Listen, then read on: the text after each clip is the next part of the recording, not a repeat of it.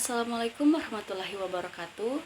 Perkenalkan, nama saya Priska Papetungan dengan NIM 1314211035 dari kelas 4D.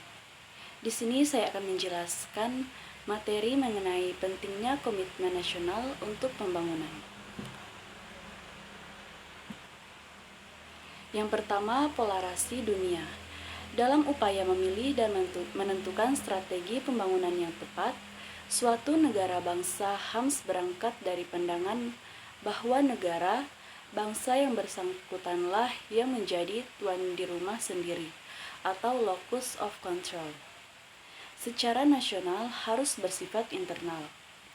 Pandangan itu antara lain berarti bahwa kemampuan sendirilah yang diandalkan meskipun karena keterbatasan yang dihadapi, kerjasama dengan negara-negara lain secara bilateral, multilateral, regional, dan global tetap diperlukan.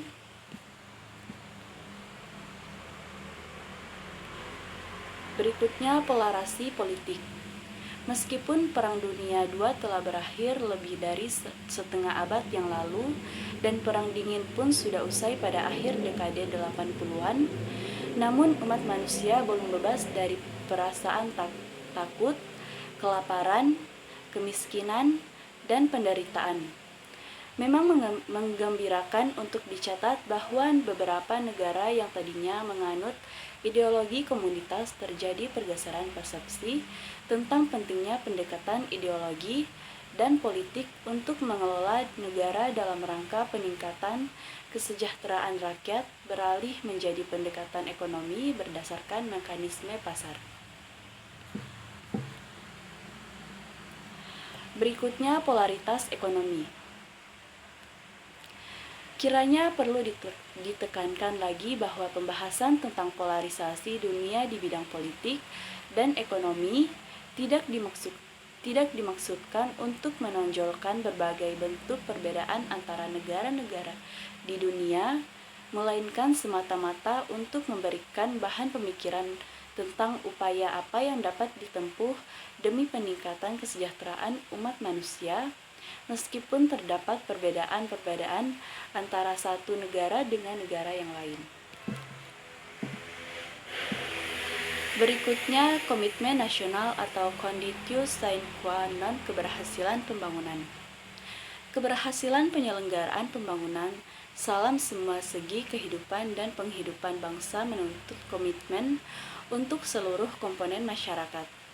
Idealnya, berdasarkan strategi dan rencana pembangunan yang ditetapkan oleh pemerintah, semua warga masyarakat turut menjadi pemain dan tidak ada yang sekedar menjadi penonton.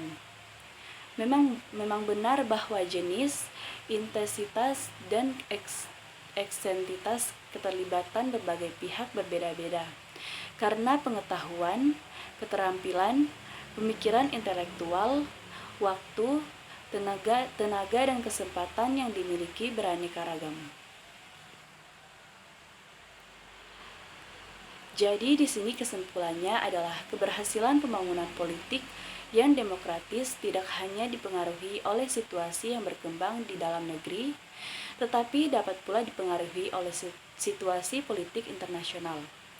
Di samping itu, keberhasilan pembangunan sistem politik yang demokratis perlu didukung pula oleh penyelenggara negara yang profesional dan terbebas dari praktik-praktik korupsi, kolusi, dan nepotisme atau KKN, serta dapat memanfaatkan secara optimal berbagai bentuk media masa depan atau penyiaran serta berbagai jaringan informasi di dalam dan di luar negeri.